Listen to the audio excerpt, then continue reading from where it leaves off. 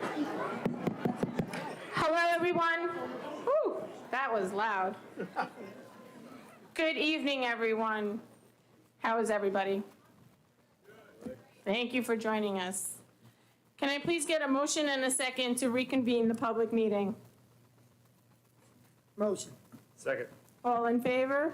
Aye. Aye. Motion carries. Can we please stand for the Pledge of Allegiance, followed by a moment of silence to honor Corey Fitzpatrick, a district groundskeeper for over 6 years, and our servicemen and women.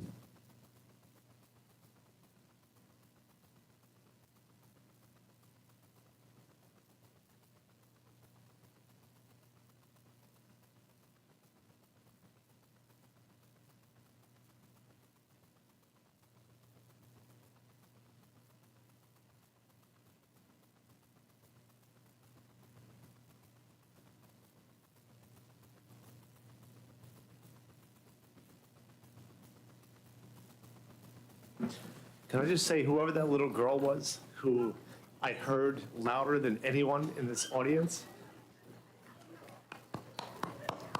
you know who she is, whoever it is. Thank you. Can the district clerk please call the roll? We have Mrs. Iannatelli, Present. Mrs. DiLorenzo, Present. Mrs. Napolitano-Furno, Present. Dr. Centermore, Present. Mrs. Mallon, Present. Mr. Murphy, Here. Mr. Kohli-Hifar, I am here as well. Mrs. Poppy, Present. and Mr. Hauser. Present.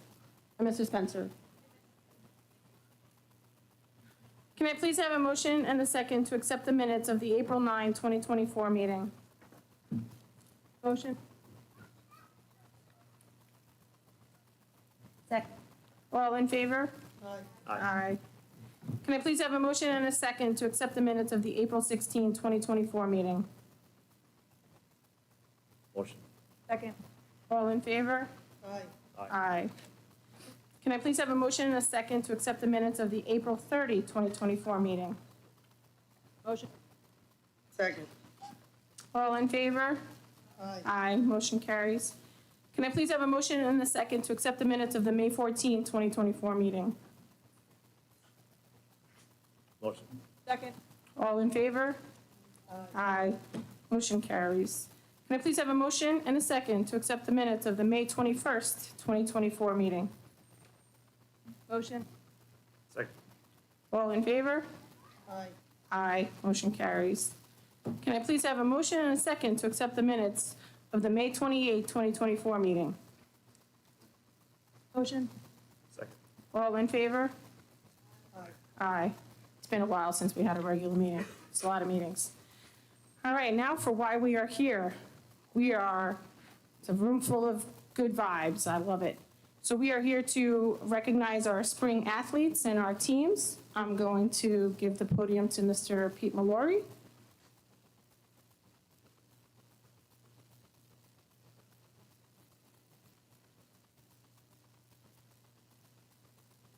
You have to press the button. Testing. We're good? All set? All right, can everybody hear me? Good evening. Thank you for having me here to do our traditional recap of the season, of the spring season in this case, but I would be remiss if I didn't just take a brief minute here to say that it was just another amazing year, not just the spring season in the world of athletics, and there's just so many people to thank, and it's just amazing that, this is my 5th year, and I just feel like the buy-in from the entire support staff for our kids, for our coaches, has been better than ever. And I'm just very lucky and fortunate to be a small part of it. So I want to say it's just been an amazing year. And thanks to everyone, especially the Board of Education, the Central Administration, our high school administration, Joe Piumbo and Joe Licata for our middle school programs are always there for us, Mr. Moran at the high school. Amazing year, and the kids always make it. Our student athletes are persevering.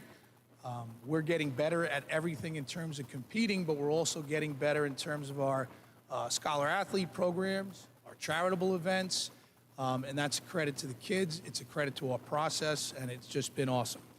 Spring is always busy because it's not just athletics. We have so many events. We have the Joe Brandy relays that we host, and Joe Brandy's actually in the house tonight, legendary coach here at Connect-Quad.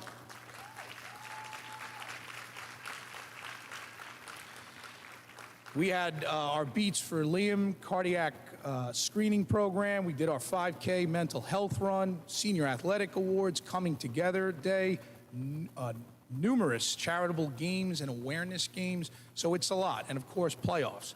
So in a nutshell, in 60 seconds or less, by the numbers, our spring, we had 925 athletes participate, grades 7 through 12. That may be the most important bullet. It's 925 kids just trying to get better every day. Learning characteristics are going to help them in life. This is a big school district, big participation, and again, that's why I thank our support staff so much. So proud to have 925 kids participating in spring athletics. On the high school level, 223 scholar athletes. That means they maintained a 90 average or better. We had 6 scholar athlete teams. That means 75% of the roster had a 90 average or better. 7 out of the 10 teams we have at the high school in the spring made the playoffs. Some won playoff games, and many made deep playoff runs. Boys tennis and girls lacrosse had their best seasons in school history.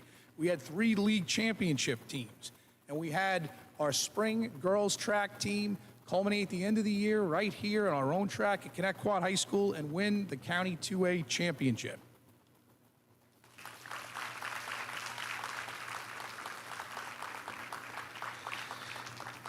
And tonight we're here to honor the numerous county champions and state qualifiers, and we'll start by calling up to the podium Coach Shelby White, boys track, to talk about some of our state qualifiers for the boys track team.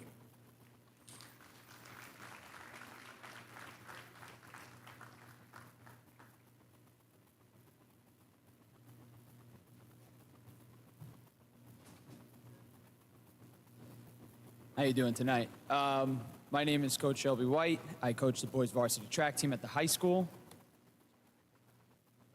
And this season, we just wanted to honor a few of our athletes that made it all the way out to the state level. We've had a pretty good run the past couple of years, and it's due by and large by these athletes in particular. The 3 that I want to name tonight, this is Jaden McCabe. He's a sophomore at the high school, just finished up his sophomore season. Jaden hit 2 automatic qualifiers to get him to the state meet this year. That's a very, very tough thing to do. He was an automatic qualifier in the long jump and the 100-meter dash. He is one of only 3 Connect-Quad athletes to ever break 11 seconds in the 100, running 10.96 this year. And again, he is only a sophomore.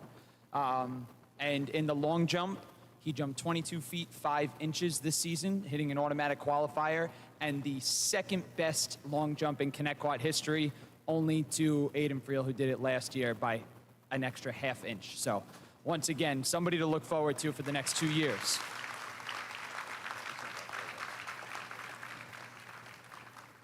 The other 2 athletes I want to name weren't able to be here this evening, unfortunately. However, Timothy Campbell, you may have heard me speak about him during one of the other Board of Education meetings, especially during the winter. He was an indoor county champion outdoors. He was able to, in one of his last meets, break the school record in the discus, throwing 160 feet, and also automatically qualifying him for states, which brought him up there for that event.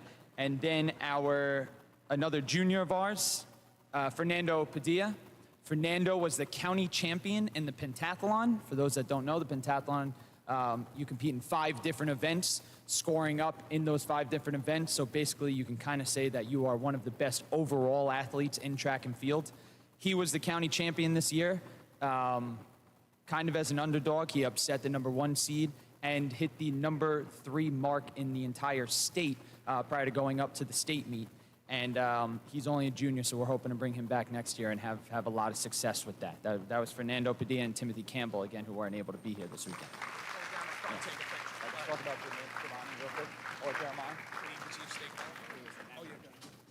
Real quick before I go, after the state meet, the nationals took place. We had 1 athlete. He's an 8th grader, Jeremiah Davis, coming up to the high school from OBMS. And he was the national champion for all middle schoolers at New Balance in Pennsylvania last weekend in the long jump, and was 8th overall in the entire nation in the 200-meter dash as well. So he hasn't even set foot in the doors as a student at the high school. He's already the third best long jumper we've ever had and one of the top sprinters that we currently have. He is, much like Jaden, over the next few years, going to be somebody to keep your eye on because he is something unbelievable right now. All right, big round of applause for him as well.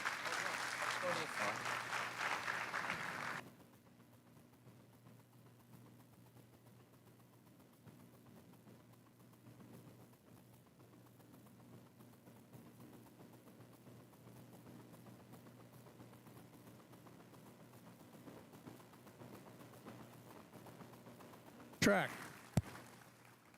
Thank you so much. And now I'd like to call up first our spring girls track coaching staff. This staff is amazing because we have volunteers on this staff that really were the backbone of this program a long time ago. And they've stayed, and thank God they've stayed and hung around. They've mentored all our coaches, like Coach White, who just spoke, and Coach Austin, our head coach, who's coming up with the certificates. So this is a great group. Cross country, winter, spring. As we say, track never rests.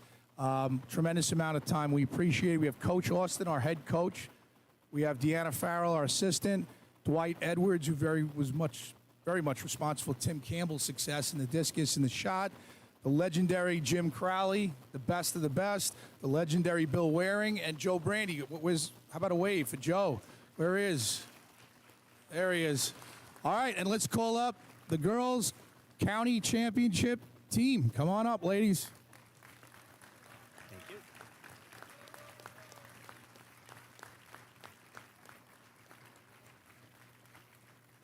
Okay. Hello? Is this working?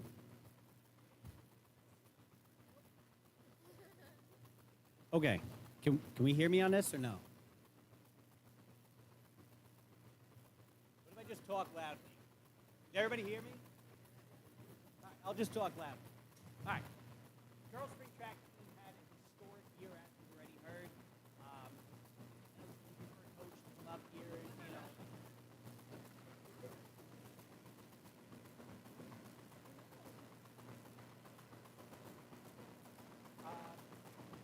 I know it's easy to get about like destiny and all that stuff when you're coming off a great season, but I'll let you guys judge for yourself. We had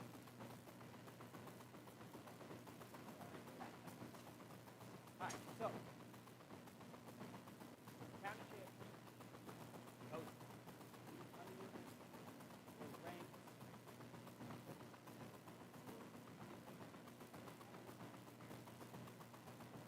In the county,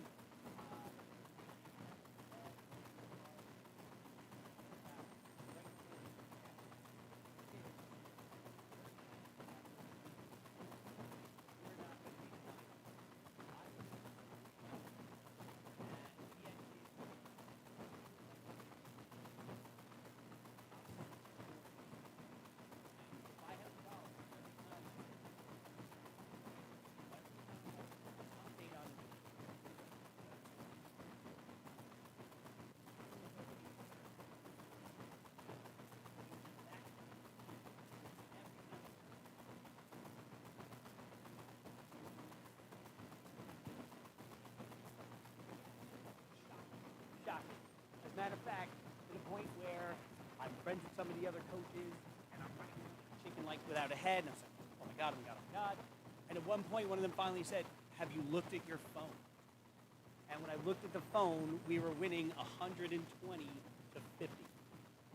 Now, to give you an idea of how historically good this team was, the final score, they scored 160 points. The second best team, North Babylon, last year's defending champs, scored 85.6 points. They almost doubled their score. Killed it. Now, to stick with that same idea of explaining to you how historically good this team was, we had an undefeated regular season. The average score for this girls' team was 104 points. The average team score for the other team was 66. We had 15 all-league athletes. There are only 18 events. We had 9 all-county athletes. We had 5 county champions, individual county champions in their event. We had Julie Watson, Ava Catania, Lara Booth, Alam, Chloe Young, and Essence Wright in 2 events, both shot and disc. So,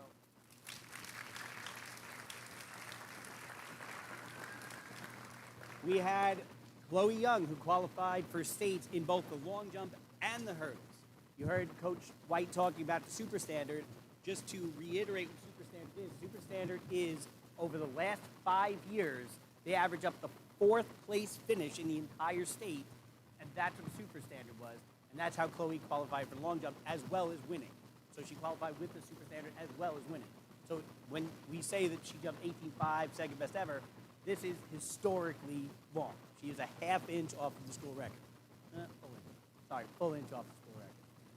Sorry. We had 9 girls qualify for the national meet. We had in the 4x mile, we had Olivia DiGatano, Martina Maletti, Anna Maletti, and Marissa McDougall in the 4x mile. We had a hurdle team because we have 12 amazing hurdlers on our team. We're always very lucky. We have Bill Waring over there, who's like our who we have to thank for that. Christina Palazzo, Leilani Delano, Kaylin Mallon, and Chloe Young, they all qualified for 4 by 100-meter hurdles. And then, sorry. And then, last but not least, Ava Catania qualified in the race walk. So we had 9 girls qualify for nationals. We had all this amazing stuff happen this year. I cannot tell you how proud I am of this group of girls, how proud all of the coaches are of these girls. It's going to be hard to outdo that performance. They were an exceptional team. So congratulations, girls.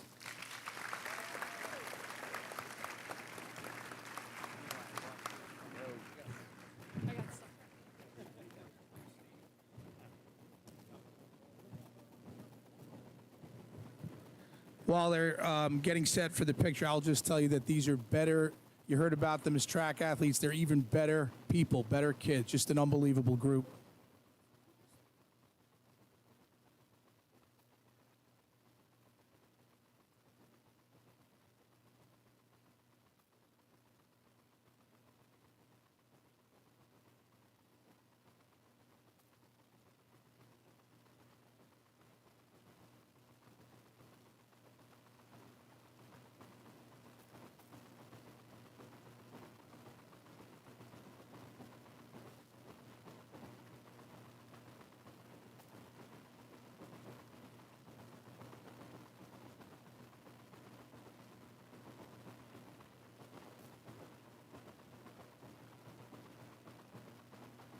Thank you again for your support. Appreciate it. Thank you.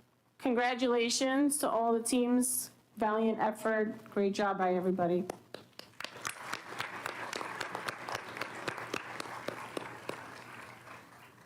At our last meeting, there was a slight miscommunication to some of our students that were being recognized for the Skills Unlimited. So we did reach out to them again, and we are here to recognize them. So Ms. Poppy. We're going to try it again. In April, several Connecticut High School students participated in regional Skills USA competitions in a variety of vocational skills categories, earning scores that qualified them to compete at the state level in Syracuse. Skills USA students hone hands-on skills against current industry standards in more than 130 occupational areas, from 3D animation to welding and many areas in between. At the same time, they developed transformative career readiness skills, including teamwork, communication, professionalism, leadership, and more to fuel their success. Congratulations to the following students who qualified in the following Skills USA competition events. We have Ava Craig for Action Skills Teaching Competition.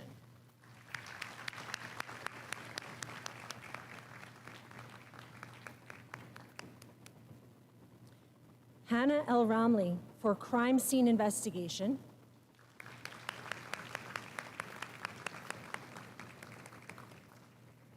Alexa Hernandez for Senior Cosmetology.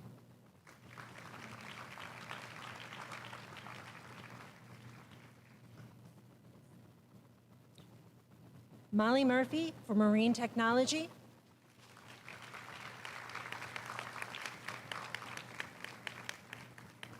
and Emma Tom for Health Knowledge Bowl. Congratulations.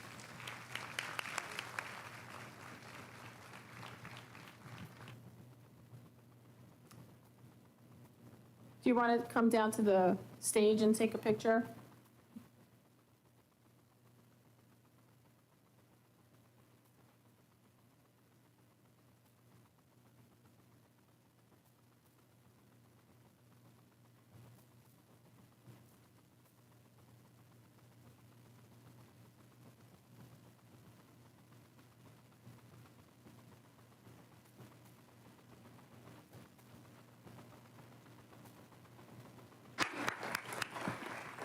Congratulations again.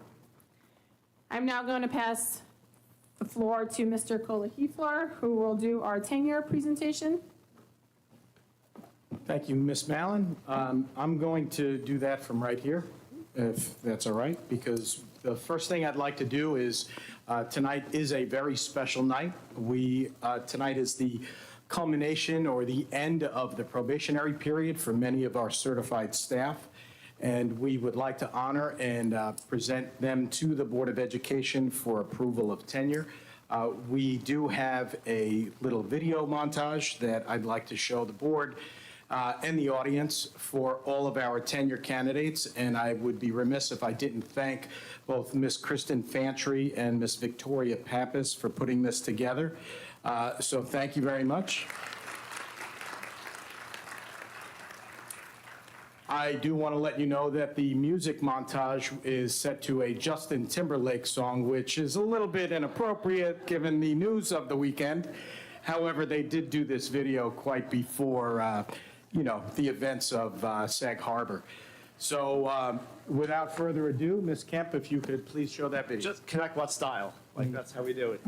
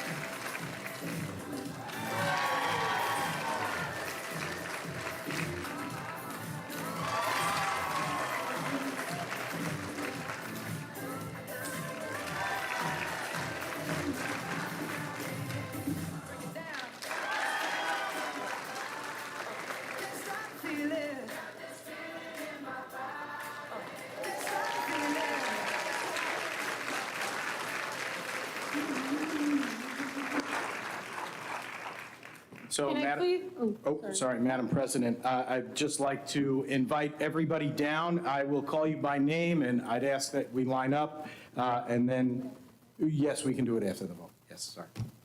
We're just going to vote to make sure. We're just going to make this official. Can I please call for a motion and a second to to approve the conferring of tenure in accordance with application provisions of education law to the individuals as presented? Second. All in favor? Aye. Aye, come on down, congratulations. Again, those tenure candidates are, and as you hear your name, please come down, and either Ms. Fantry or Ms. Pappas have a certificate for you, and we'll take a picture. There are refreshments for everyone after we complete the retiree ceremony in the cafeteria, so I invite you and your families back to that. So we'll start with the high school. Again, Stephanie Andrews,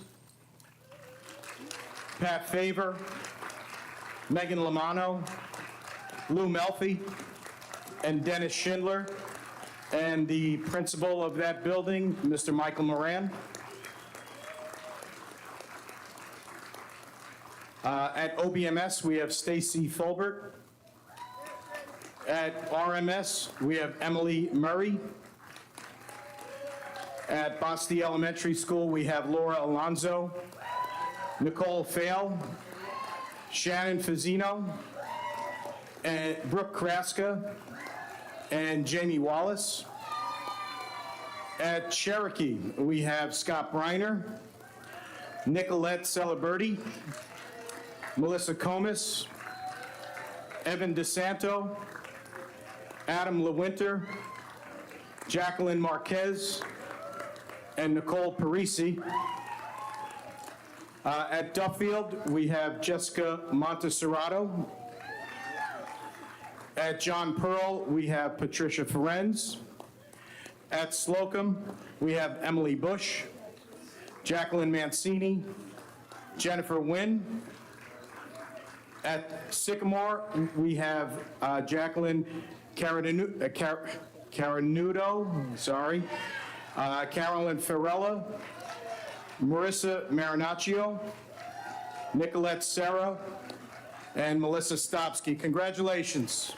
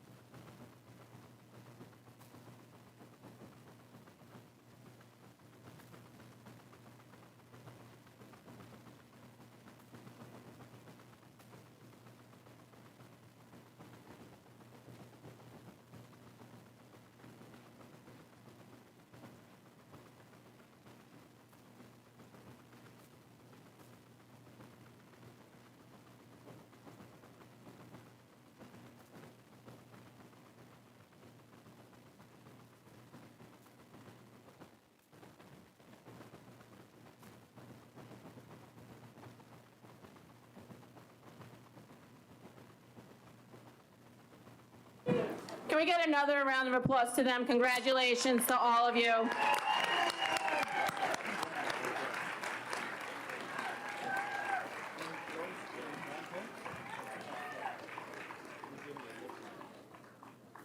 I'm now going to pass the floor again to Mr. Kohler-Hefar. We have a few in our audience that are retiring and sadly leaving us, but we want to recognize them as well for their hard work and commitment.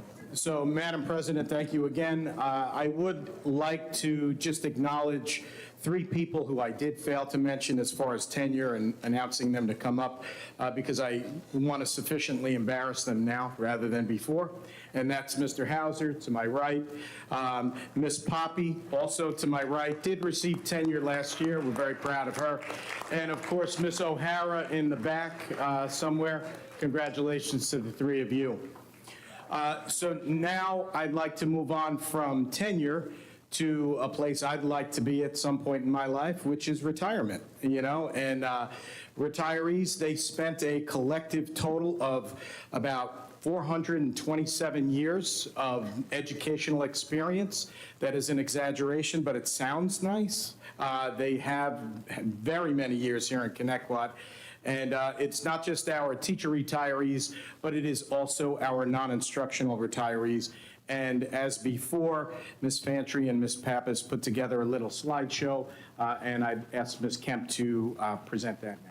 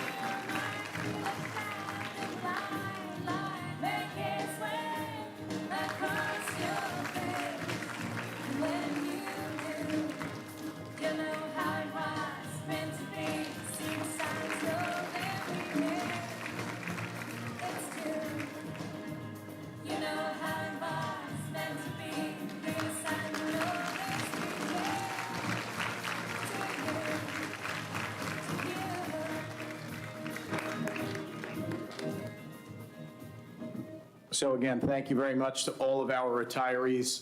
As I call your name, please come down and receive your certificate, and we'll get a picture on the stage. Our teaching, our instructional retirees, Ms. Lori Allen Bauer, Kathy Parisi, Heidi Edmonds, Karen Edwards, Robert Fischetti, Julie Hafner, Mary Ellen Harkin, Mary McGonnell, Kathy Mangiello, Deidre Nunez, Stu Pollock, Patricia Quigley, and Judy Velarde. Our non-instructional retirees, Evelyn Bauman, Lynn Bermudez, Barbara Baccia, Laura Cameron, Renee Fitzpatrick, Kathleen Giametta, Joanne Laffey, Michael Lewis, Angela Malvagno, Cynthia Marinelli, Harold Mitchell, Linda Moreno, Maureen Morvillo, Jerry Orlando, Sandy Owen, Luann Pasadino, Susan Pollock, Rose Quarenta, Janet Struble, Judith Velarde, Rosario Vera, Karen Webb, and Kathy Weber. Congratulations.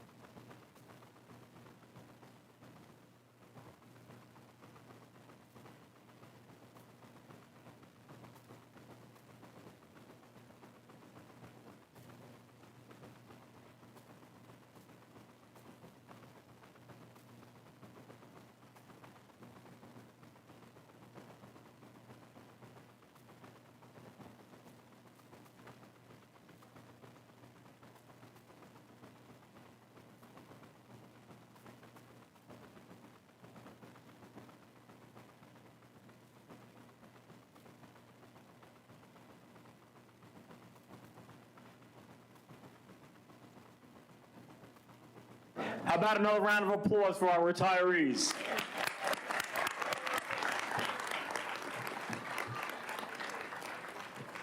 So congratulations to all our staff who are on it this evening. You continue to make us proud. Thank you for all that you have done for our students and community. Outside of the home, I truly believe that a teacher and all of those support staff who work in our schools are the ultimate difference makers. To our retirees, there is truly no replacement for your collective experience and wisdom. To those earning tenure tonight, congratulations on this first step on a much larger journey. And of course, congratulations to our students recognized for their wonderful academic and athletic achievements. Connect Quad, thanks to these collective efforts, continues to be a AAA district with our excellence in academics, athletics, and the arts. Thank you all, and congratulations.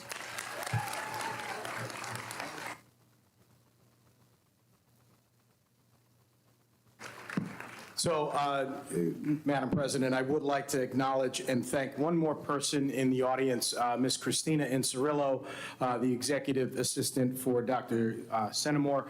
She put together a wonderful refreshments in the cafeteria, and Mr. Liccato, thank you for allowing us to, host us today. And so at this point, Ms. Mallon, I don't know if you want to Yep, discuss it. thank you. So can I call for a motion and a second to recess the meeting and enjoy refreshments to honor our 10-year recipients and honorees? Motion. Second. All in favor? Aye. Aye, let's go celebrate you guys.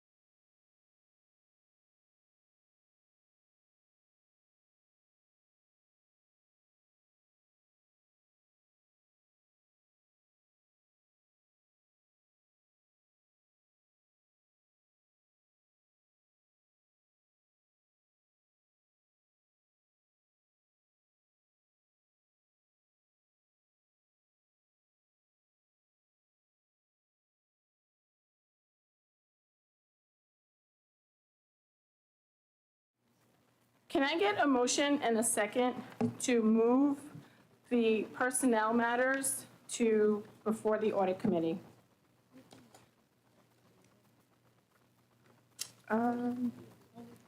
No. Yeah. I just need a motion and a second to move the personnel matters to before the audit Motion. committee. Second. All in favor? Aye. Aye. Can I call for a motion and a second to approve the instructional and non-instructional personnel items as presented? Motion. Second. All in favor? Aye. So we just appointed our new principal of Duffield. I'm going to let Dr. Centimore introduce. So it is with great pleasure that I introduce our new principal of Duffield Elementary School, starting effective with the new school year, Ms. Callan Lonergan, if you could please stand.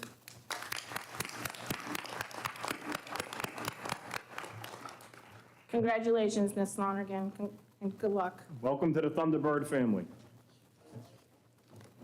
I'm just going to finish the personnel matters.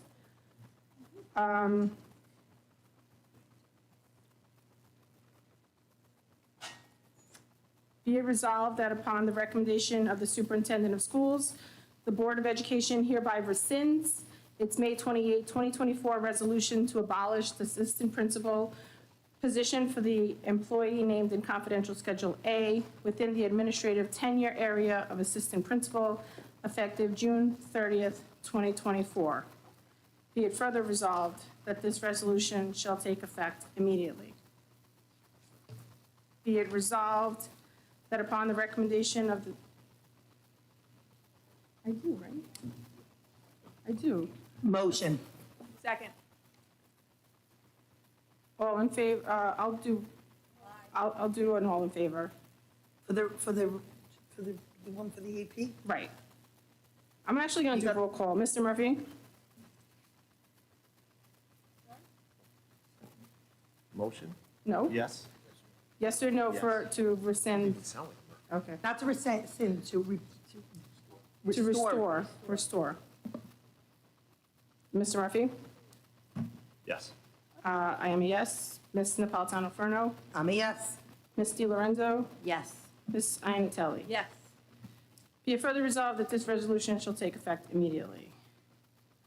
Call for a motion and a second for the recommendation of the superintendent of schools and the Board of Education to rescind its May 28, 2024 resolution to abolish the 1.0 teaching position in the business tenure area for the employee named in confidential Schedule A effective June 30th, 2024. I'm a yes. Now I need a motion and a second. Motion? Second. Mr. Murphy? Yes. I'm a yes. Ms. Napolitano-Ferno? I'm a yes. Ms. Di Lorenzo? Yes. And Ms. Iannatelli? Yes.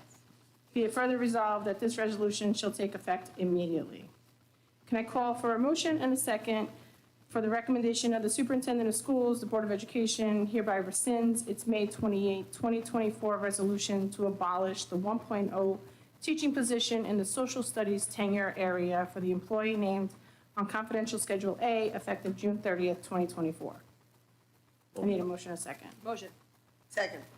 Mr. Murphy? I'm a yes. I'm a yes. Ms. Napolitano-Ferno? Yes. Ms. Di Lorenzo? Yes. Ms. Iannatelli? Be it further resolved that this resolution shall take effect immediately.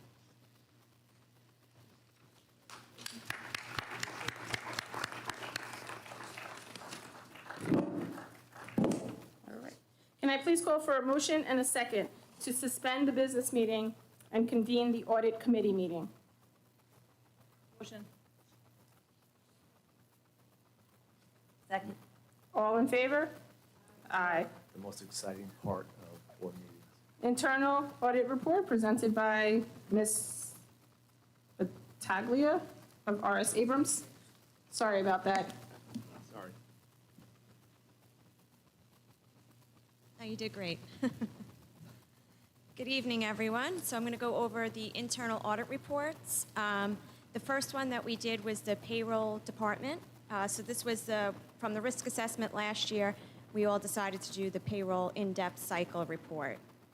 So I'm happy to report there wasn't that many findings. There was nothing material in here. How we conduct our audit is basically we look at the payroll department, we interview the staff there, we make sure we document all your policies and procedures in this report, and then we test the system of internal controls to make sure that it is functioning properly. So the observations and recommendations that we have, the first one was just a vendor match is not performed, just to make sure that you don't have any conflicts between employees and vendors. We did meet with Bob and his team just to go through and explain how to do that internally with the AIS system. So it's an easy match, and you could see that basically there are no conflicts of interest. The new hire testing, we didn't have any issues there, so everything had their board approvals and everything was in their personnel files. We also reviewed the payroll accounting just to make sure that the payroll registers were accurate and everybody was being paid accordingly, and there was no issues there. We also looked at your substitute teachers, and there was no issues there. Everything had employee contracts, and everything was, their attendance, everything was in order. We looked at your overtime, and we just noted that there was 5 out of 10 employees that didn't have evidence of pre-approval, so we just want to make sure that there's pre-approval on the form signed off before that individual is paid. The stipends, we looked to make sure of any employees that receive stipends, that it was board approved and they're being paid accordingly, and we had no exceptions there. We looked at the separation payments, so anybody who leaves the district who's entitled to their days or a check, and everything was in order. And finally, we looked at your 941 reconciliation. So we noted that the district does do it on an annual basis, but we're recommending to do it on a quarterly basis since you have to file your 941s on a quarterly basis. We do know that the 941s are signed by Bob, so we know that there is a review and approval, but just to basically reconcile to your AIS accounting information system. And if there's any questions on the payroll report. I'll move on to the risk assessment. So this is our annual risk assessment update. We just do a high-level overview of some of these business processes and the sub-processes. Basically, how we do is we rate our control risk as either high, moderate, or low. High meaning that the internal control system's not functioning, so I'm very happy to report that the district does not have any high control risk areas. Moderate just means that you do have the internal control of the systems working, but we do have some further recommendations to improve the district's internal controls. And then the low risk is there were no issues reported. So the first observation that we had was under governance and planning. We just wanted to make sure that district had all the board policies that's legally required. There are some recommendations that's recommended by the Office of the State Comptroller. So our job as internal auditors just to provide to you any recommendations that the OSC is recommending so the district can take that under advisement if they want to implement that. And the first one was just the internal audit reports and the corrective action plan, putting it on the district website, and also the multi-year financial plan to post those on the district website. We looked at the accounting and reporting, so we did note that the district does discuss with the board in detail the reserves and discusses the funding level, but there's also a document that you could formally document it, and it just outlines what your funding levels are, what each of the reserves you have, which I did share with Bob to tailor to Connecticut School District. We looked at your revenue and cash management, so we interviewed employees there. We tested your cash receipt system, and we had no recommendations in that area. We then looked at your benefits processes, looked at the district policies. Also, we looked at your medical benefit elections, and we just noticed that they are processed and approved by the same individual, even though we didn't find any discrepancies, but it's always good to have a segregation of duties and just have somebody review and approve those separate from the individual that is entering them into the system. And then information technology, we did note that there was some business office staff that did have access, not that they're actually performing those functions, but they did have access, so you just need to turn off those functions in the accounting information system. The status of prior recommendations was in the food service operations. That was from our cycle report from last year. One of them is implemented, and one of them, the implementation's in the process, so it's going to take a little bit longer. But otherwise, there was no other issues from last year. For this year, we are proposing to do our in-depth cycle in the facilities maintenance area, unless the audit committee has an area that they specifically would like us to address, and we can change that out. You don't have to decide tonight, but just if you do have an area of concern, just please let me know.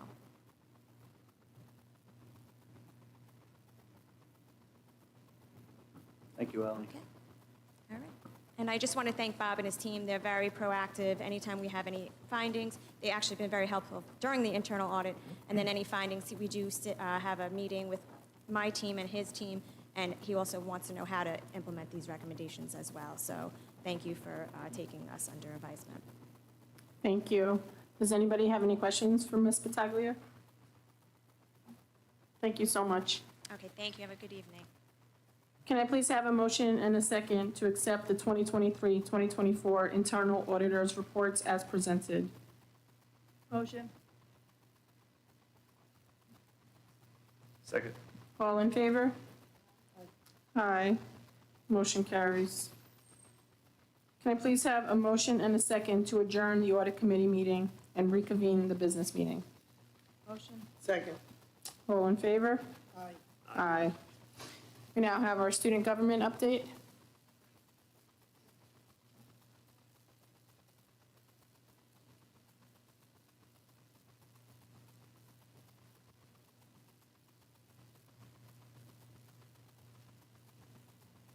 Is her mic on?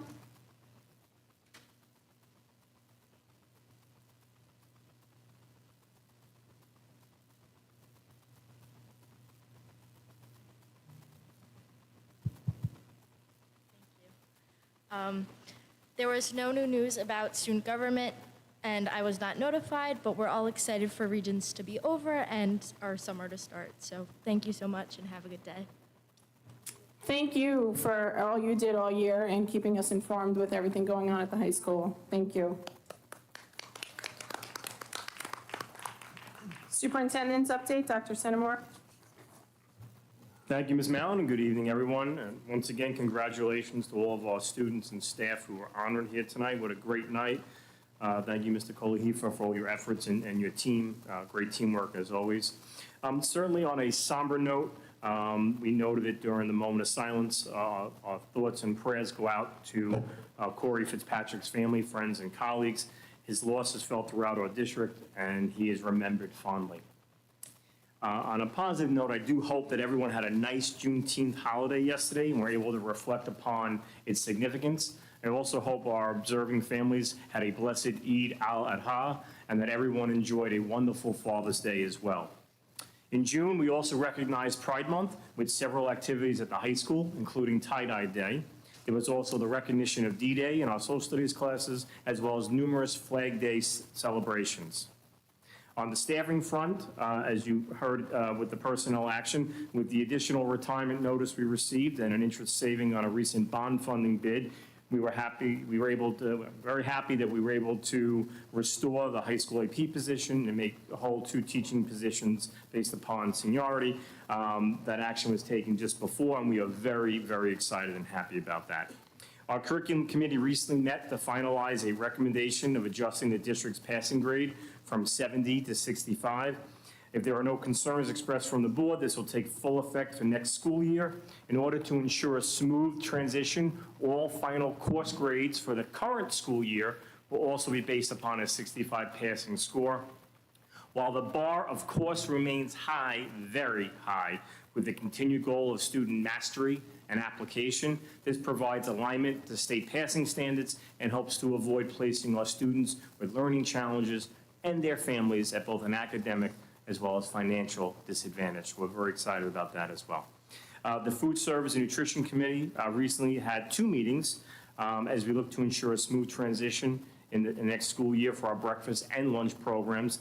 The most recent meeting focused on the September menu.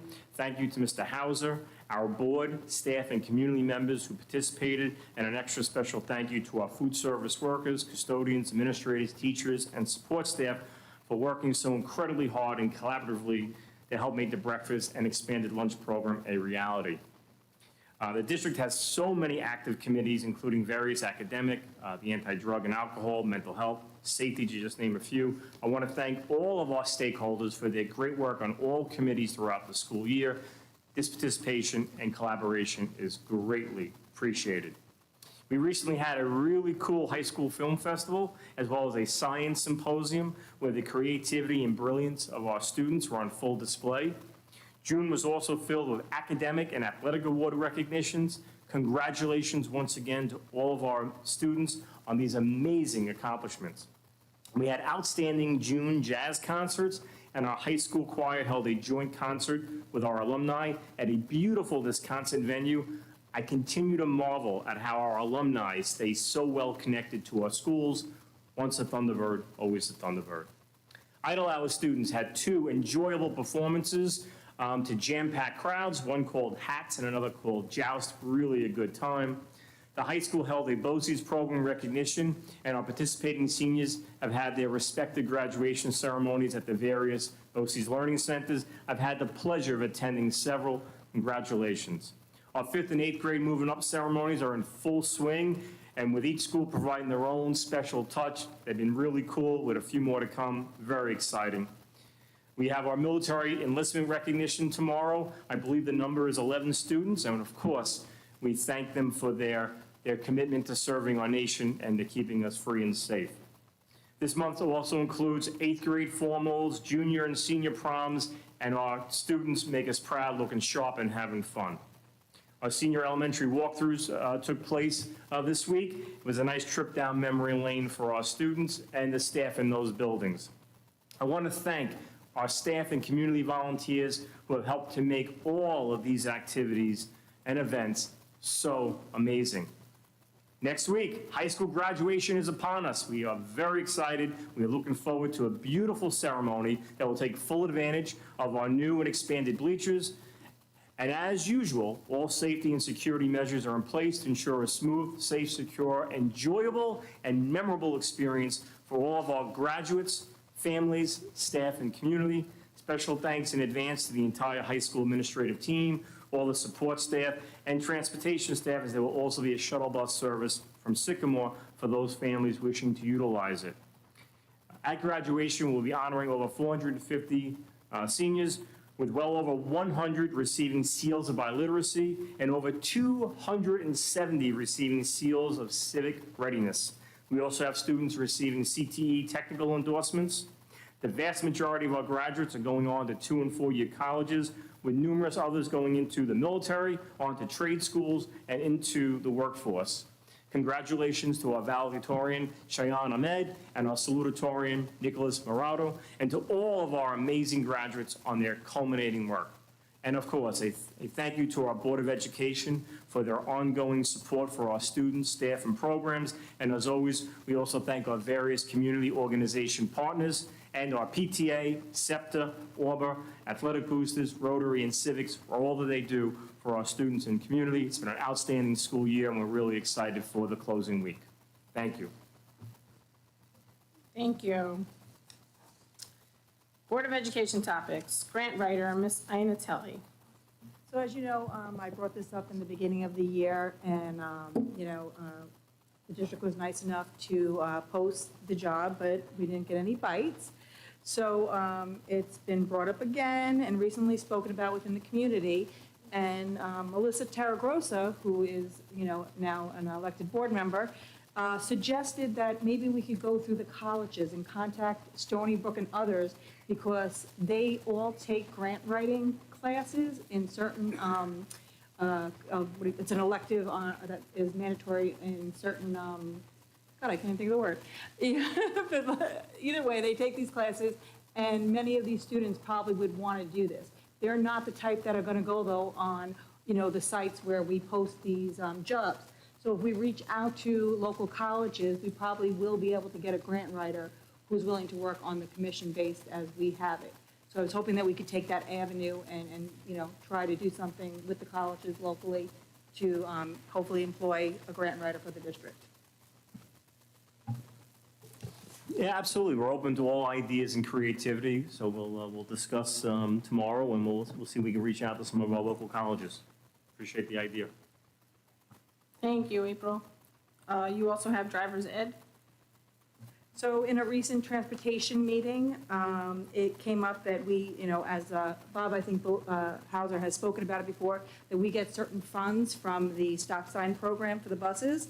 So I asked if we could use these funds, some of them, towards lowering the price of driver's ed for our students. So a portion would go and, divvy up between all the students, and they could pay a lower cost to participate in driver's ed program. I'm now going to let Bob speak on that, so he can, give us an update. Sure. So as part of the Suffolk County grant program for the school bus stop-arm camera, we have received 2 payments so far, and we're scheduled to receive a third. In response to April's question, we did speak with counsel, who advised that we would be able to use some of the funds, not all of the funds, not all the grant funds, towards the driver ed program. So based on that information, we are working with the director of our driver ed program to take a look at all the costs that are involved. It's not just the driving component, but there's a lecturing component as well, to see how we can work together to offset the cost for the actual student portion of payment. Thank you. Obviously, the more that you find out, if you could update us, maybe in the next meeting on July 2nd, that'd be perfect. Yep, we will. Thank you. We have D-Day, Ms. Napolitano-Furno. Okay, I have a couple of different ones, so I'm just going to let you put down Jane. Okay. So first and foremost, I'm going to say great job across district, acknowledging and encouraging curriculum-based teachings of D-Day and also Flag Day, as well as Slocum did a beautiful job as always. I'm sorry I missed it this year due to work, but Flag Day at Slocum, where they brought in first responders, military in uniform, and they celebrated. I know other schools did some other things as well. Thank you for that. When I first got on the board, we didn't see that as much, and we see it more now, and I really appreciate it. I think it's very nice to see the schools doing more and more for all of these different patriotic holidays, as well as learning more about it because it is history. I also went to the choir. It was absolutely amazing. It gave us chills. It was just incredible. Seeing the alumni also, not just at the choir, which was beautiful, but also seeing them come back for the Hall of Fame that they did for the music. That was beautiful. It was so nice to see them all get on stage for the choir and have them get up there and sing. And then actually today, we saw something really different. Like every elementary school does different graduations. We went to Idle Hour today, me and Jackie. It was absolutely, and a lot of the admin on stage. They did a magnificent job, beautiful. Legislator was there, Anthony Piccarella, so thank you for being there to give out awards. We had it was incredible what they do. They have the kids really celebrate, and the parents get to see this, all the certificates and all the awards, very nicely done. Also at Duffield, what they did was incredible. They called the parents up. The kids sang to the parents. I wish this would have been live streamed. The kids sang to the parents, which was beautiful.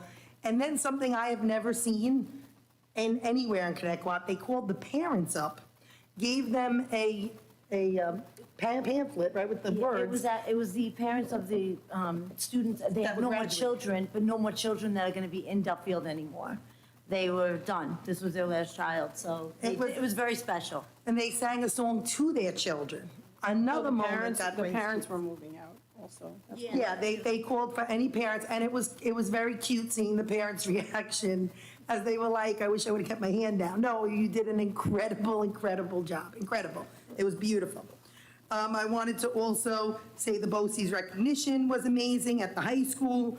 We also got to, myself, April, and Marisol got to go to also see the Orba celebration. That looked like a blast for all the kids and staff. Great job.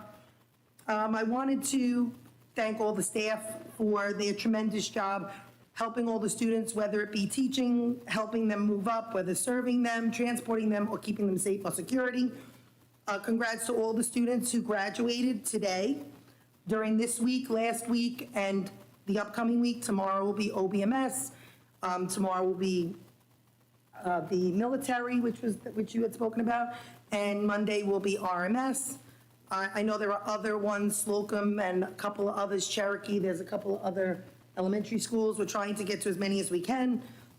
Congrats to all the students in elementary moving up, whether it be kindergarten moving up or fifth grade. Good luck in your next school. The other thing that I had said I wanted additional focus on this summer was professional development.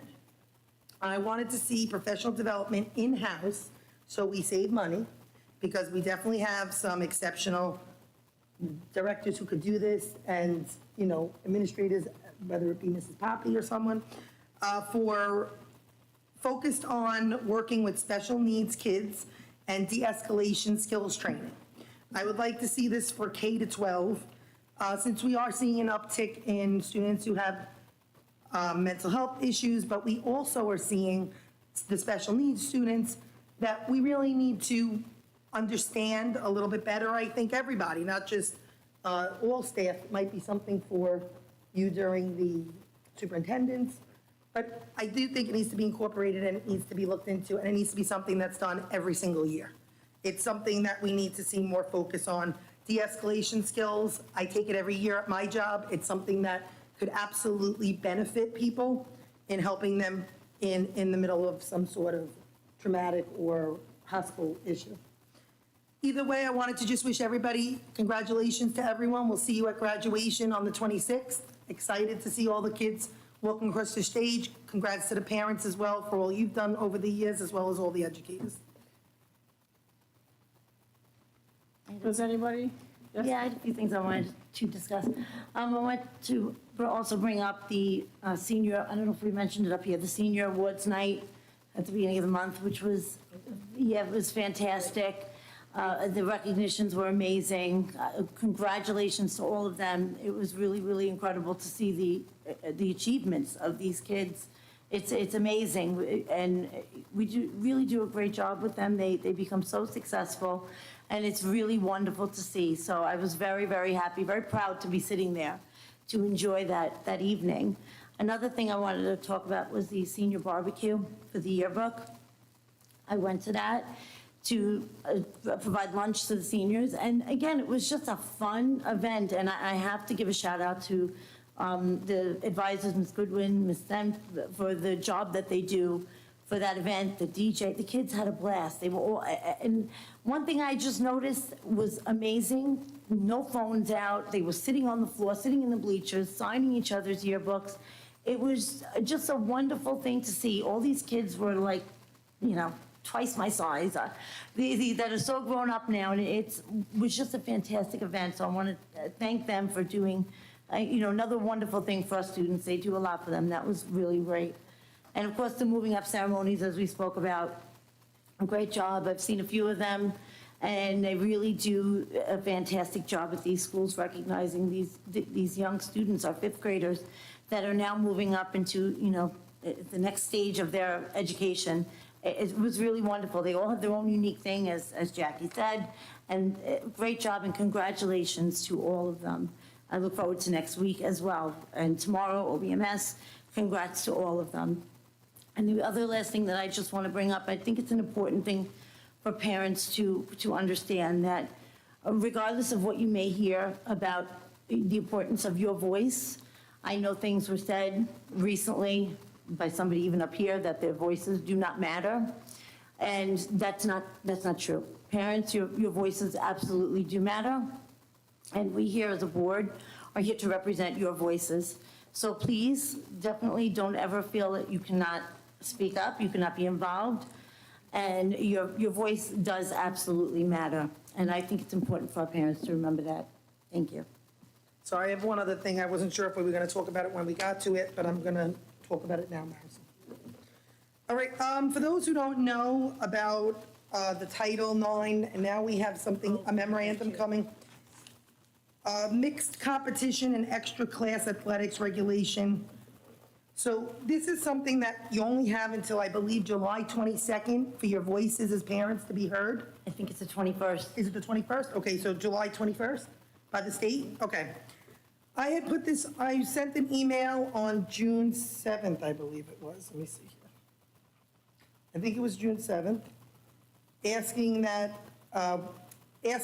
we please add this.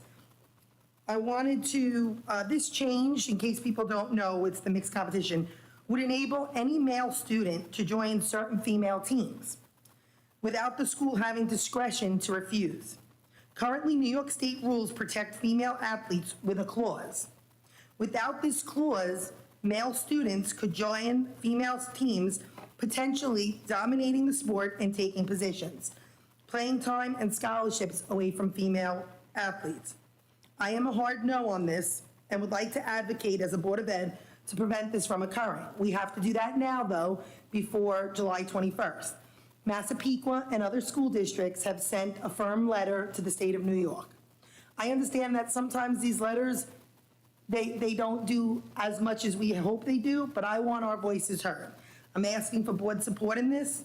I can use flag football as if there is a sport that we do not have boys and girls separate, like flag football is for girls, we could potentially see boys playing flag football against girls next year by this regulation and would be a law, which could potentially hurt females.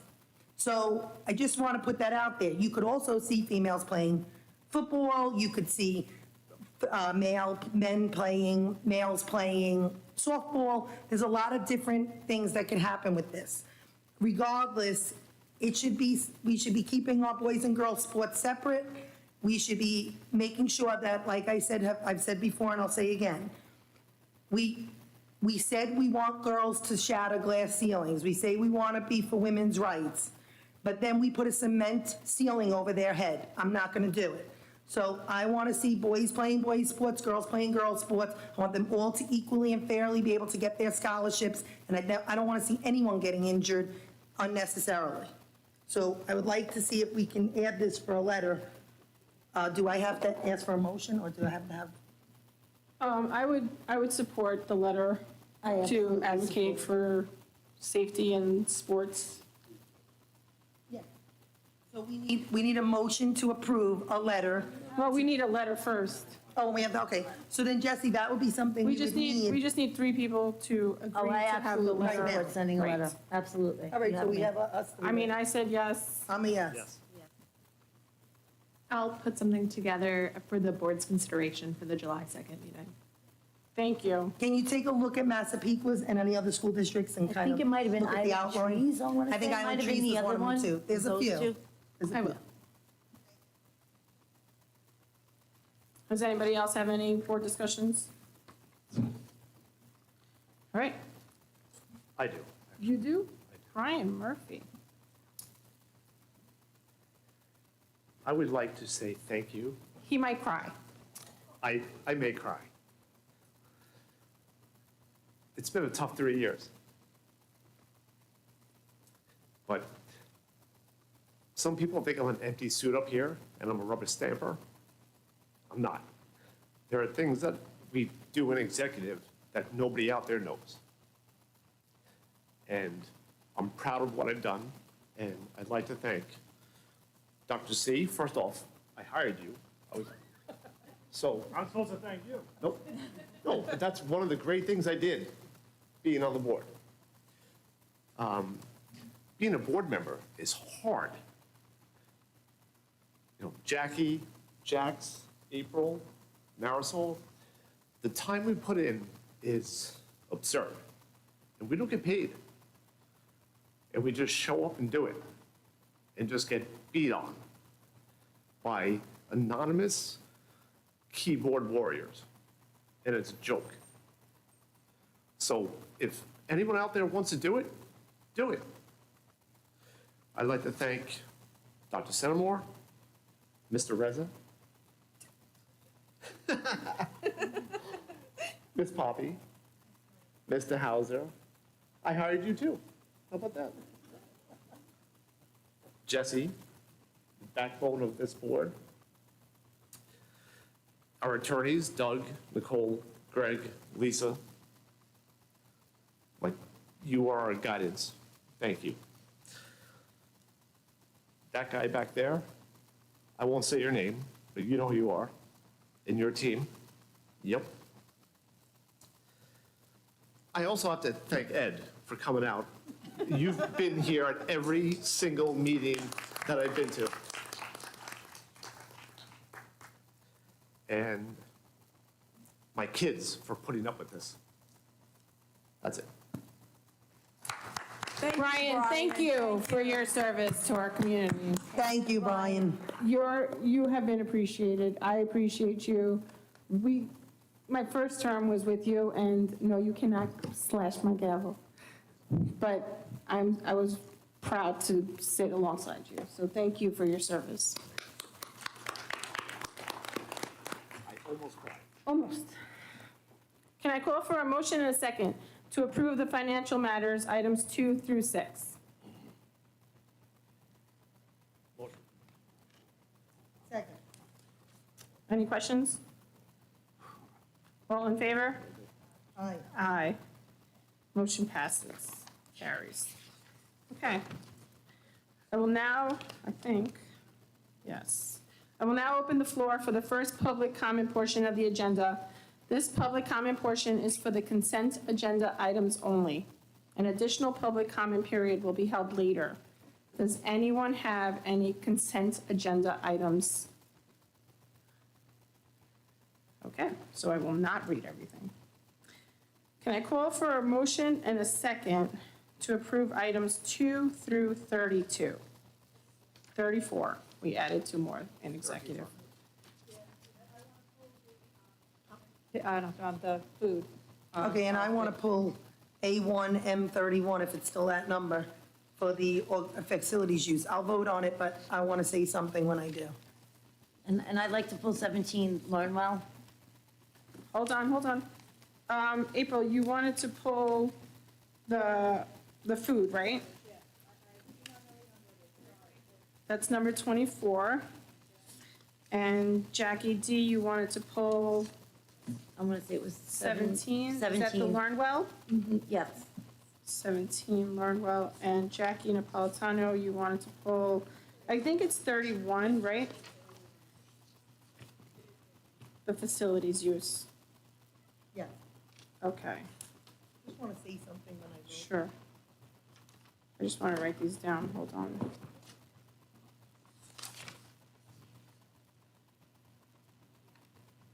I'm sorry? Sure.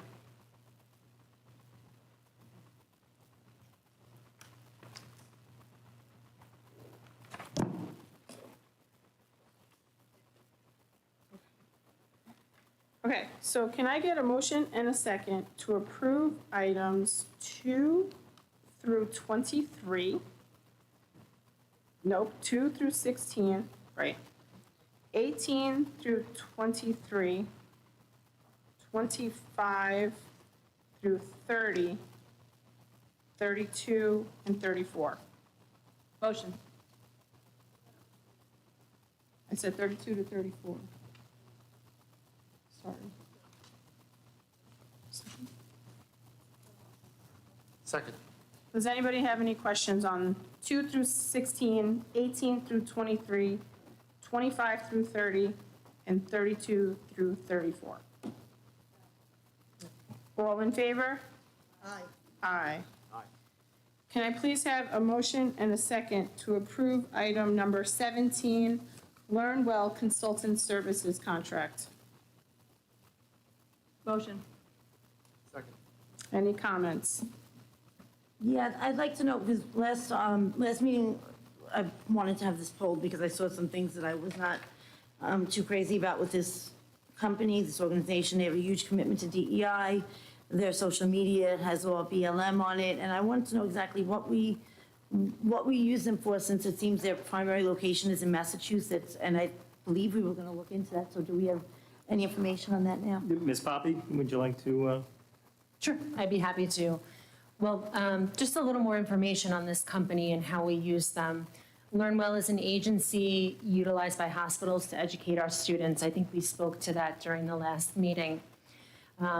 We also carry contracts with other tutoring organizations to offer these types of services to our hospitalized students. However, we did follow up with the company itself. We inquired about their educational services that are provided to our hospitalized students, and we learned that the company LearnWell uses New York State certified teachers who follow New York State standards and work with our classroom teachers to align tutoring services to our specific coursework. We do have an accountability system in terms of logging their hours within our high school, and they assured us that they do not integrate some of the thought patterns that you were describing that are present on their social media or their website into their educational tutoring services for the district. It says the compensation is $73.50 an hour. Do you know what has the district, what we're looking at spending on this? Are we, what do we have set aside for this at the moment, and what is the projection? If you don't know, you can tell me at the next meeting, but I'm a no for this. We do have a specific home tutoring budget. Unfortunately, in situations like this, we don't always have a choice in terms of how we provide education to our students who are inpatient in hospitals. That's my understanding. But I was told that other districts use other agencies and other consultant firms, correct? As do we, yes. So for Okay. instance, So it's not, I mean, we could, what I'm saying is, if we didn't use this company, there are other companies we could look into. we do, and we have contracts with two of them. So we have contracts with St. James Tutoring at Mather and Innovative Tutoring at Good Samaritan, South Oaks, and Stony Brook. Both of those companies utilize, we contract with them through BOCES. I firmly support the tutoring, but I don't support some of these companies, especially with some of their compensation, how much they charge, what they charge for, what their reasoning is, and I do not like some of the politics behind some of these companies. So we talk about keeping politics out of schools, and this company seems to have politics on its forefront. So I don't feel comfortable with it. I also don't feel comfortable spending the money on this company. If we were going to spend the money, I have no issue spending the money for tutoring. As you know, I've advocated for additional tutoring for all students, but this is not a contract that I personally would say yes to, or that I think would be beneficial to the entire district in regards to, like I said, some of the issues that we're seeing that could potentially be pushed in regardless.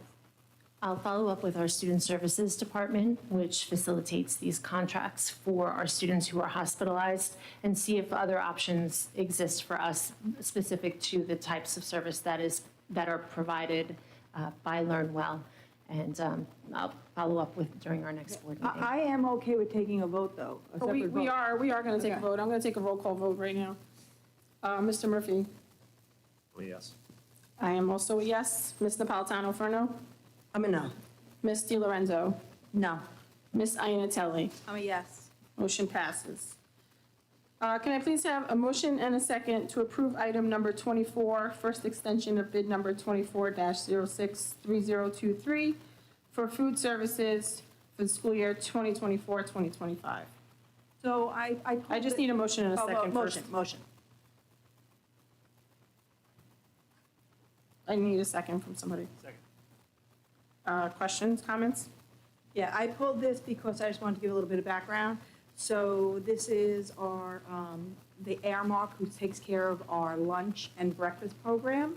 As Dr. Sedamore had announced, we did have 2 meetings recently, and I would like to say that after the first meeting, where it was collaborative between Airmark, the community, and staff members, they actually did listen to what was said in the meeting And when we came to the second meeting to go over the menu, changes were already on the menu, which I was very happy to see, because that means they heard, they listened, and they were willing to work with us.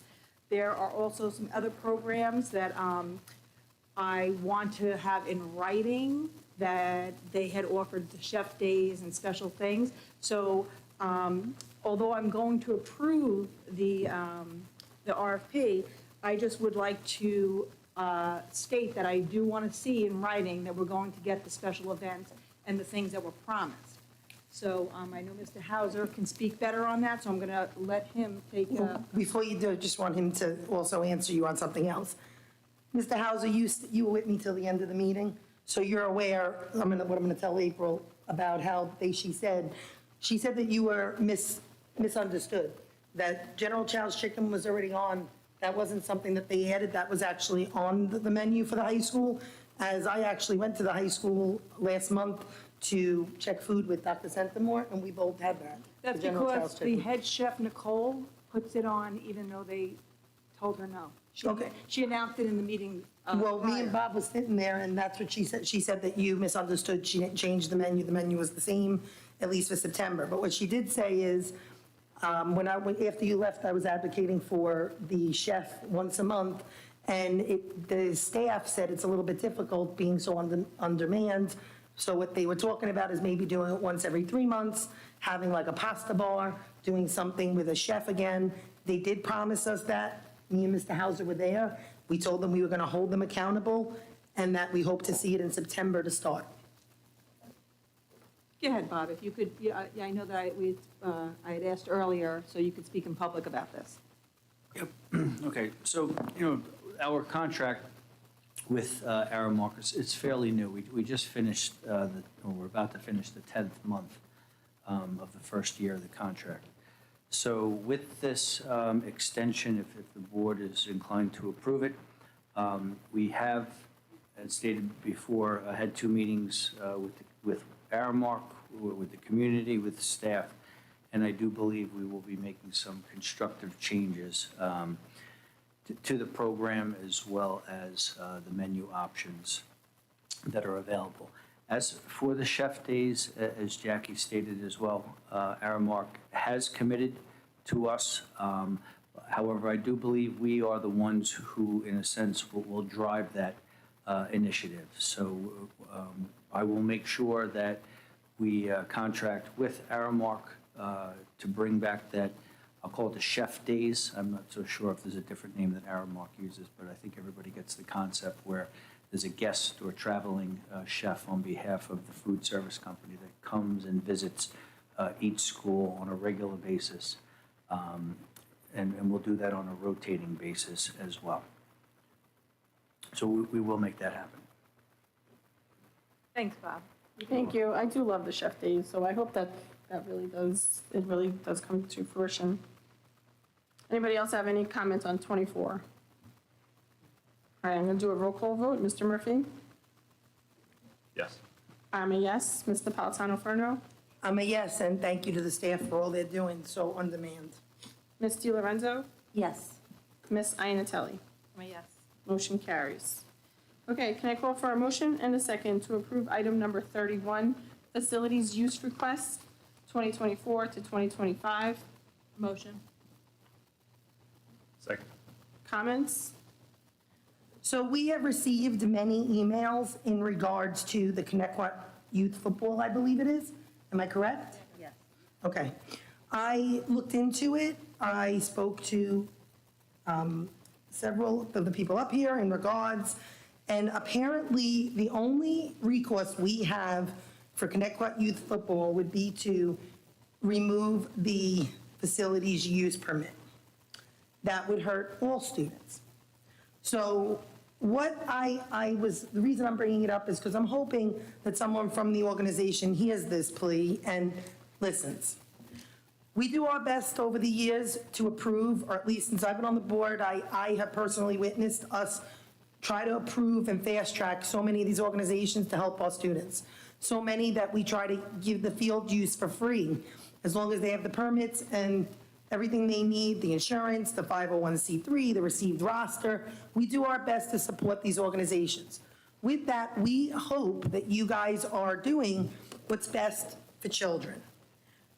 Again, we got a bunch of very unhappy community members. Some of their gripes are extremely valid. We don't want to see children get hurt. We hope they're playing. Again, this isn't in our wheelhouse, other than the permit for field use. If you do have an issue with any of these organizations that we're approving tonight, your best bet would be to look into talking to their board. So if there's a board on that organization, you speak to them. If it doesn't work out, something like this, I believe, is the Locust Fields, and those are leased to the town of Islip. So you would have to go to the town of Islip board and speak to them, just so you know where your recourse is, what you can do. Again, I hope if anybody's listening, they understand that when we give this field use, I'm going to be reluctantly saying yes to all of these field uses, just because of this one. I don't think you can pull the one, correct? You can individually vote on them. Because I don't want to see this one not make some changes. So, I agree with you that we should not be giving facility use to an organization that is mistreating kids. But I'm a little reluctant to personally not allow it, just because I feel like the majority of the students would be hurt by not having the opportunity to play the sport or whatever, use the field, whatever the case is, whatever the field usage right, is. I want them to be able to play. Right. I just am hoping. I would just hope that when we do allow the use of our fields, that everybody are treating our children with respect. Like I said, I want to see accountability, that if we lease fields to any of these organizations, 3 years ago, right before you guys got on the board, there was a situation at one of the fields, I believe it was the Duffield Fields, and we had the people come in to executive, and they, because we weren't approving the field use. I don't want to do that because I don't want to hurt all children that are in this organization. Again, it's a plea to them, the people who run it. I don't know them personally. I don't even know who it is. I just want them to understand that if people come to you with a situation or an issue, please take it seriously and handle it, because if they go to the town of Islip, the town of Islip does have the ability to pull your field use, or we have the ability to pull your field use. So, because they're leasing it. The town of Islip leases this field, from my understanding, from us, and then gives it to them. So would the board like myself and Mr. Hauser to meet with the leadership of the Connect Quad Youth Football Program? It does go through Town of Islip, so I'm almost thinking, Mr. Hauser, maybe it should be a joint meeting with, is that Parks and Recreation? What is the office of the Town of Islip that would be most appropriate? I don't think they should be left out of this because they're the direct go-between. Yeah, I would say that the Parks Department at the town is probably the one who oversees the maintenance of that field, and perhaps any outside organizations that use it. I know right now we're dealing with the town attorney's office with the extension of the contract.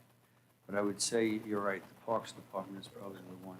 I would be fine with that. I would, like I said, I have no issue with approving it tonight, as long as somebody's going to follow up and speak to whoever's on that board, the head, the leadership of that board, just so they know that we're getting these emails and that parents and the community members are very upset. There's right now, I feel bad that there's nothing we can do. It's not in our wheelhouse, but other than, like I said, not approve the field use, and then you're hurting all kids that can't play. It would be better for them to maybe see these emails we're receiving without the people's names on them, of course. and see if Maybe myself and Ms. Kemp, the district clerk, we can take, and Mr. Hauser, we could take the themes, the concerns, the themes, and Mr. Hauser, and just list them, and then Mr. Hauser, if you could reach out to both the town of Islip and the leadership of the youth program, and arrange for a meeting with you and I Town of Islip and the youth program to, review the concerns that have been brought to our attention. And again, a lot of times there are two sides to this, but, we are providing the use of our facilities, and we don't want to turn a blind eye to our community, our children with these. So, Mr. Hauser, if you can make that arrangement. Yeah, it would be good if we remind them that this, at any point in time, we could pull this field use if it's not fixed, because we don't want to have emails coming to us that students are being hurt and there's nothing we can do about it. They are the ones that have to be able to fix whatever their internal issues are. So are you good with a mass approval? Yeah. Okay. Yeah, I am, as long as, as long as they are aware that we can pull their field use Yep. at any time. Okay. Mr. Murphy? Yes. I'm a yes. Ms. Napolitano Ferno? I'm a yes. Ms. Di Lorenzo? Yes. Ms. Inatelli? Yes. Motion passes. Okay, I will now open the floor to the open public comment portion of the agenda. I will call individuals forward one at a time. Please wait for my acknowledgement before stepping up to the podium. You should have received a number card from security on your way in. If you have not, please see the security guard in the back of the room. Any person wishing to address the board shall address the board president. Comments should be kept as brief as possible and relate to school matters only. Each person will be limited to 3 minutes for one or more topics. Individual employees, parents, or children should not be identified by name, title, position, grade, or building. The use of foul language and threatening comments will not be tolerated, and the board will consider a recess until order is restored. In accordance with policy 1230, public comment will not exceed 30 minutes. If there are additional persons wishing to speak, the board may consider a motion to extend the time. Number 1.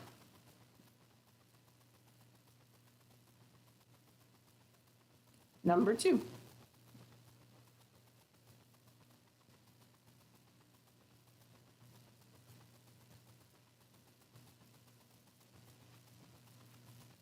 Is it on? I first want to thank the district for the BOCES recognition night that was done in-house. I feel a little bit responsible for bringing that to fruition, but it brought tears to my eyes to see it on Facebook, and I was very proud at that moment. I did want to ask, though, I'm hearing that the selection for the next school year, it was a lottery program. There are a lot of kids waitlisted, and the kids who did get into the program are under probationary periods. And I just wanted to find out, is it because of like limitations within BOCES or limitations of how many students ConnectQuad is able to send? You could just continue with what you have in. Yep. So the other thing that I wanted to say tonight is this district puts a lot of effort and importance on keeping students safe, keeping staff safe, keeping everybody in the district safe. And I just wanted to remind us that safety is of importance to this district. Thank you. Thank you. And I don't know if we have an answer to the BOCES question. I do have a comparative enrollment from this time-ish last year to this time, obviously this year. So we were at 153 students who were admitted to BOCES programs in 2023, 2024. And currently, and there's just a couple of weeks delay in terms of this information, but we're sitting at about 179 students who have been admitted to BOCES programs. The admission is, I'm sure you know, just part of a process, right? The student has to choose that they're going to actually complete their program, physically enroll in their program, and participate in it. So, but that's just the admission through the application process. Thank you. Thank you, Ms. Poppy. But I just have a question. Sure. So, and maybe I missed the answer. Is it a BOCES limitation or is it a ConnectQuad limitation?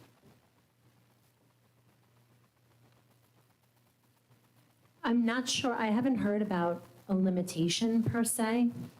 We're equipped to send this number of students to BOCES should this number of students commit to the programs to which they've been admitted.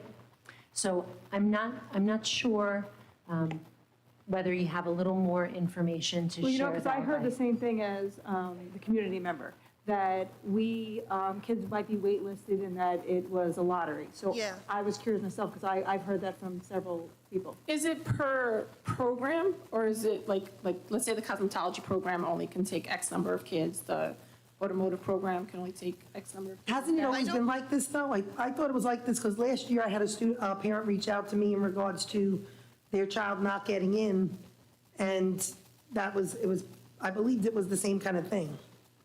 I don't know if it's an every year thing. I don't believe that it was the process when my son applied, for instance.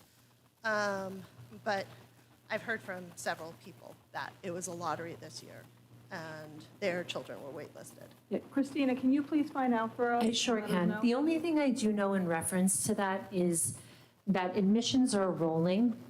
So if a child has a programmatic preference, but once they submit their application, maybe that particular program is filled, maybe that factors in here, but I will find out a definitive response just relative to this request, for sure. Thank you. And is it that on the BOCES end, it's filled? I believe BOCES is the one that puts the limitations, it's not us.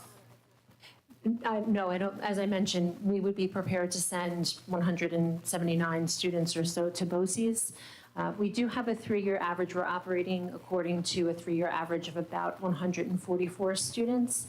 And we typically see anywhere between, say, 8 and 10 students choose not to attend or participate in the programs to which they applied. So we'll see what the numbers are. Our lock-in date is not until October 2024. That's when we look at our final numbers for the students who we send to BOCES programs. Thank you. Number 3.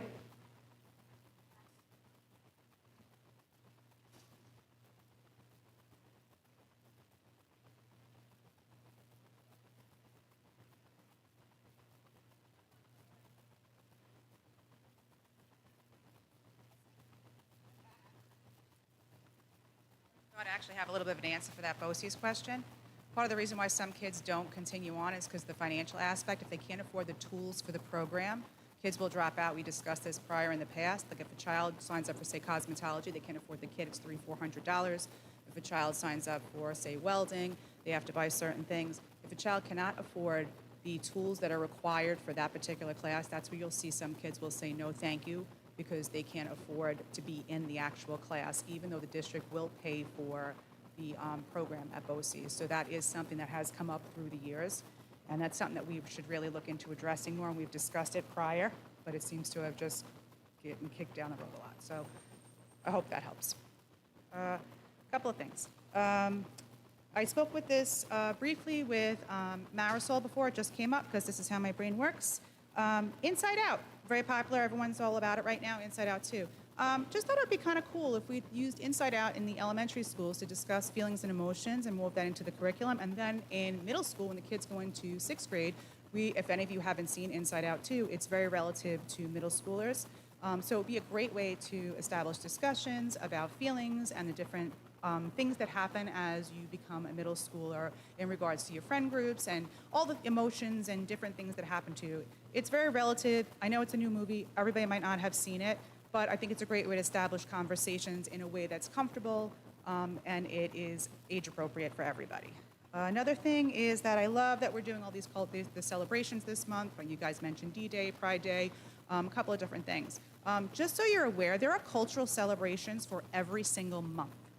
And that is something that when we talk about being inclusive and learning, and we want to include people, and we want to expand our world knowledge, we should be celebrating cultural celebrations every single month, because that brings cultural competence and also brings a lot of world knowledge for all of us. So every month we should be striving in every school to learn about different cultures of every month. It's very easy to look up what month is what culture, and there are different things that you could do to incorporate that are just interesting facts and different things that buildings can do to celebrate, not in a so much gigantic way, but in ways that you could bring it through your buildings, which is a wonderful thing to do for everybody. Another thing was that I had the good fortune to see a graduation in the Midwest this month. And the way that they opened their graduation, they had a welcoming speech that was very brief.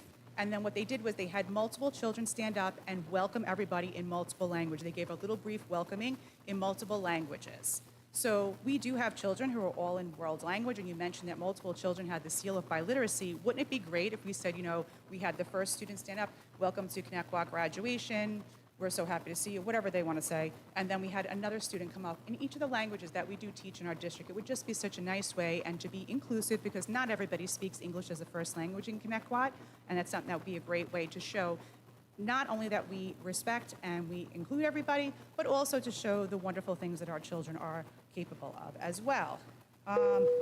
The grant writer, great idea to reach out to the college students, but we used to do things, I believe, as a stipend for our teachers. I think that might be something that's much more alluring, and you might get a better pool of candidates for that. Let's see. And, oh, thank you for trying to lower driver's ed. So appreciate that. 100 kids in, I totally could buy a driver's ed school at this point.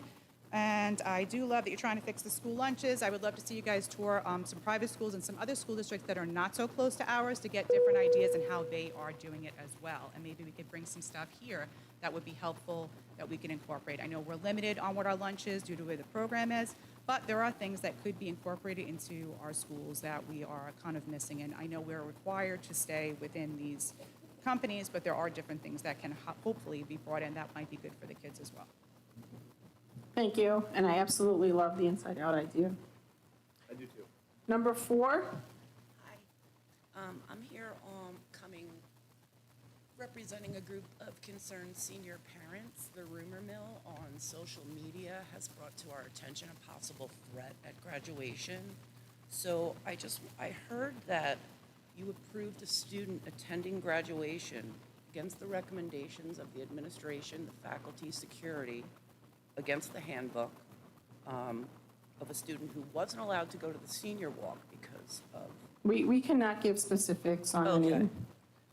So I just want to know if that was true, that the stipulation that the individual could be allowed if they were searched and a guard... I'm sorry, we cannot discuss any particulars. So can you tell me about specifically what security measures are... I cannot give you any specific anything about any student, I'm sorry. What about graduation? Can you tell me about security at I cannot give you what security measures are in place for the security of our So how can you make team. me and the parents of this district comfortable and safe at graduation with a violent, mentally ill student? Ma'am, I am going to respectfully ask Okay. that you cannot malign any student in our district.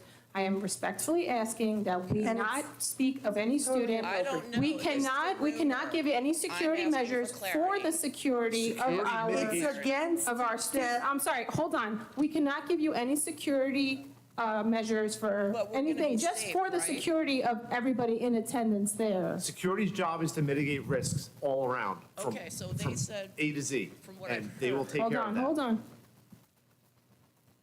so the rumor mills, just let it go? I will not discuss any particulars So about any we'll be particular safe at child, student, or graduation? security measures.